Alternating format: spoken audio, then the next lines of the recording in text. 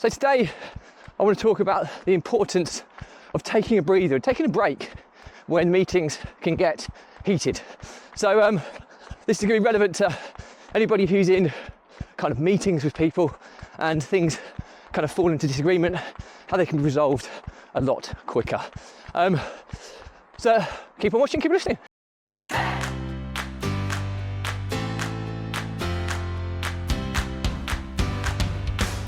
Welcome back to consecutive day 1864 of a diary of a Runpreneur.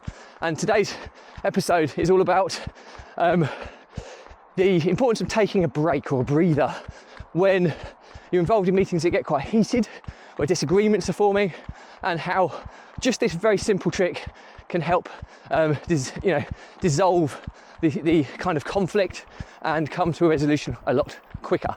But before we get into this, please don't forget this vlog is part of a fundraiser for saving the lives of children by attempting the ultimate ultra marathon of run vlogging on consecutive days, the distance of a lap of the world, barefoot style. And the more people we get in front of, the more money we raise, more children's lives we save, which is why I do this every single day. So back to the topic at hand. The importance of taking a breather, taking a break when meetings are getting quite tense or quite hostile or disagreements are in place. So as always, this vlog is it's kind of usually these episodes are triggered by events within my life. They're like a diary really, so to speak. And what's happened here is that I had a pretty important meeting between business partners for one of the businesses. And it was a meeting that kind of, it was all resolved in the end, so it was all amicable in the end. But I think the reason it was resolved amicably and successfully was due to this very point. And this is the importance of taking a break or a breather when things get heated in some form of argument, meeting, discussion. And this is something that I've often struggled with in the past, but it's something that I'm learning the power of a lot more the older and more experienced I get. And there was nothing, it was basically a misinterpretation of what was previously agreed. And I did a previous episode on the importance of documenting and recording important meetings to avoid this exact effect. But sometimes in life you'll get situations where it's not like a meeting where, you know, a business meeting where things are being documented. It could just be a discussion with your spouse or partner or children, so to speak. And quite often when people kind of feel aggrieved with whatever's been said, you can almost feel or sense your emotional state changing as an individual. And this goes back to the kind of Chimp Paradox kind of process, which is a book by Dr. Steve Peters, I think his name is. An amazing book about how the mind works and how you have a chimp mind and you have a human mind. One's rational, logical, can deal with facts, evidence, and present logical output. The other one is 5 times as powerful, which is the chimp. It's highly emotional, highly emotive, highly reactive, highly irrational, and it's about understanding how these two work. And when you feel aggrieved, invariably the chimp's mind will kick in first, and your emotional state will change to the extent where you'll feel yourself getting angry, you'll feel yourself getting agitated, you'll feel your body language changing, all these types of things. And what will then result in is that the output that comes from you in this scenario, i.e. whether it's body language or communication or however you're communicating, will be highly influenced by your unstable emotional state. And this is how arguments can then escalate, because if that's happening to you, it's highly likely it's probably happening to the other person as well. And we had this situation very recently, and fortunately there was a third party in the group, and it was probably more through luck than kind of a strategy here. But this individual had another meeting they needed to go to, as the meeting was taking a lot longer than we originally envisaged. And this individual mentioned that, look, got another meeting, let's just take a break, let's reconvene in a couple of hours, and then it gives us a chance to think and digest things, and then come back with the kind of proposals for how we're going to resolve this issue.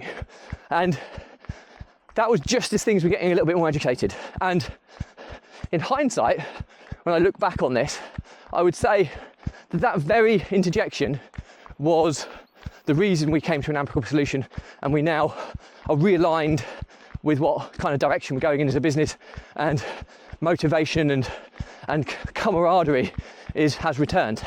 And I fear that I think if we didn't have that break or that breather, I'm not convinced we would have got to that stage. And it could be a real key moment in time where we look back in a few years, if this business goes from strength to strength and where we want it to be, well, you might look back on this in a few years' time and think, my word, if we didn't just take that couple of hours, we could have walked away from this.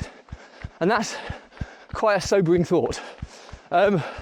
So the learnings from my diary today are that one of the most powerful things you can do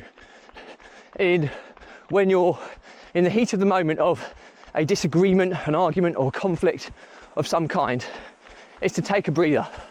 And it might be a couple of minutes, or it might be a couple of hours, it might be a couple of days, or even a couple of weeks. The period of time needs to be sufficient to allow you to find equilibrium with your emotional state. But however long it is, that's the kind of minimum it needs to be. And what that will enable you to do is get your human mind back in gear and have some rational, evidence-based, logical reasoning on what's just happened and how that problem or issue can be solved.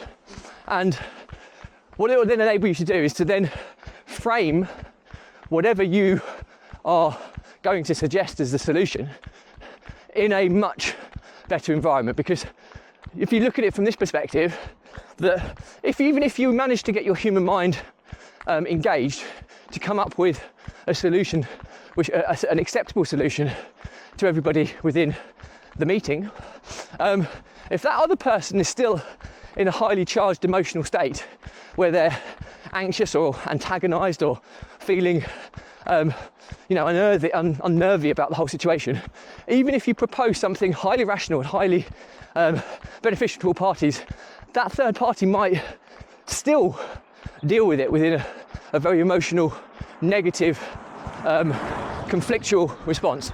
And but by taking a break, it allows everybody to find equilibrium and find a level of calm again.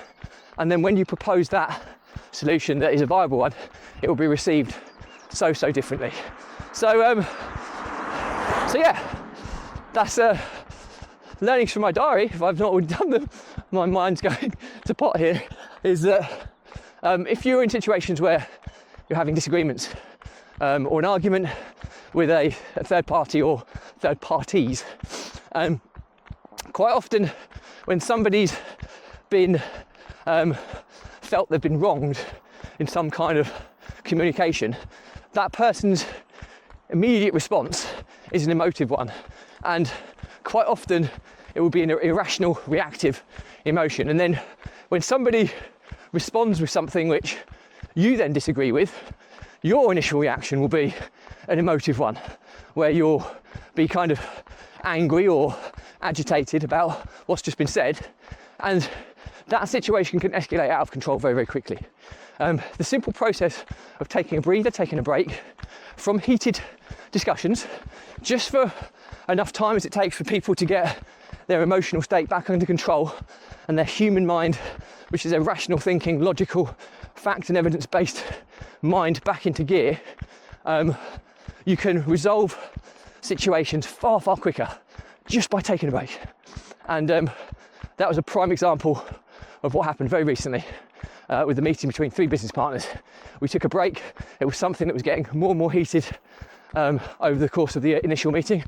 And then by taking a couple of hours break due to people's calendars, we then returned and solved the issue within about 15 minutes. We would never have got to that stage without the importance of taking a break. So hope you find that useful. Questions or comments, drop me a line. Anything relevant I'll respond to. Do remember though, if you believe in my mission of saving the lives of children by attempting the ultimate ultramarathon of run vlogging on consecutive days, a distance of a lap of the world, barefoot style. Do give us a subscribe, share, like and comment. As the more people we get in front of, more money we raise, more children's lives we save, which is why I do this every single day. Thank you as always. Stay positive, stay happy, and I'll see you again tomorrow.